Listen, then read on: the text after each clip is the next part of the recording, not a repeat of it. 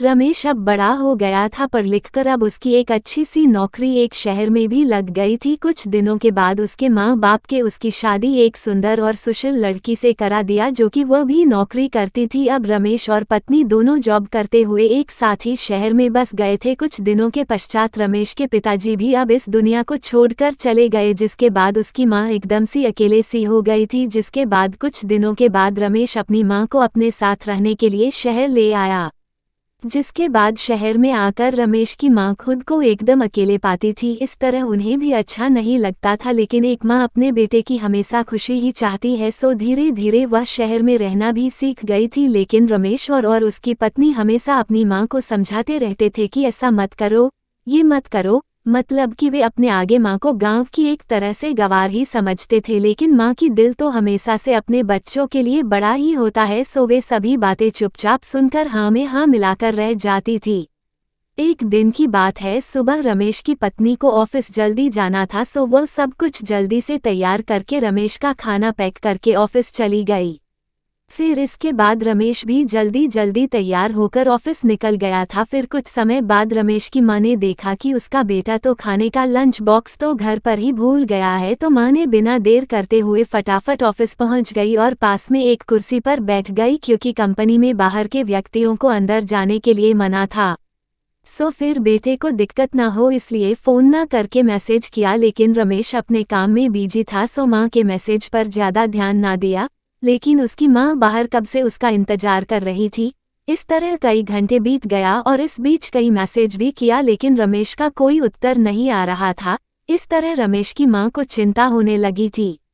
सो फिर बेटे को दिक्कत ना हो इसलिए फ़ोन ना करके मैसेज किया, लेकिन रमेश अपने काम में बिजी था, सो माँ के मैसेज पर ज़्यादा ध्यान ना दिया।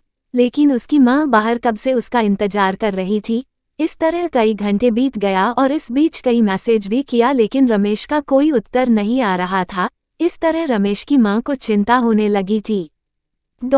लेकिन रमेश अपनी माँ के कई मैसेज आने के बाद वह अंदर ही अंदर खूब गुस्सा होने लगा था। आज तो उसने तय कर लिया था कि आज घर जाकर माँ को खूब अच्छे तरह से समझा देगा कि यह उसका गांव नहीं है जो कुछ भी मनमानी करती रहेगी। और इस तरह शाम हो गया। अब रमेश घर जाने के लिए कंपनी के बाहर निकला तो देखा तो उसकी माँ तो यही खड़ी है, जिसे देखकर उसका गुस्सा अब 7वें आसमान पर था और बिना कुछ पूछे ही अपनी माँ को डांट फटकारने लगा कि पहले तब घर में खाली बैठे बैठे मैसेज से परेशान करती रहती है और अब तो उसके कंपनी में भी आ गई है। आखिर उनका ये गांव नहीं है जो मनमानी करती रहेगी।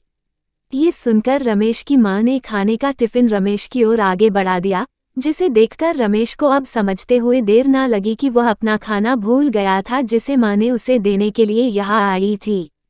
इसके बाद रमेश की मां बोली, बेटा भले ही तुम बड़े हो गए हो, बड़े शहर में रहने लगे हो, भले ही अच्छे बुरे की ज़्यादा समझ आ गई हो, लेकिन मेरे लिए आज भी मेरे कलेजे का टुकड़ा ही हो, जिसे मैंने बचपन से लेकर आज तक पालते हुए आ रही हो।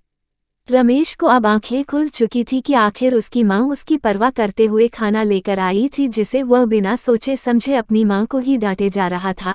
अब वह अपने किए हुए पर बहुत पछतावा हो रहा था, जिसे देखकर माँ ने उसे एक बार फिर से अपने गले लगा लिया और इस तरह रमेश अब आगे से खुद को माँ के लिए बदल लिया था। अब उनकी पहले से ज़्यादा अच्छे से देखभाल करने लगा था, जिसके बाद माँ को अब शहर भी अच्छा लगने लगा था, क्योंकि अब उसका बेटा फिर से उसे मिल गया था। माँ पर अनमोल विचार। Mother quotes in Hindi. माँ अनमोल विचार।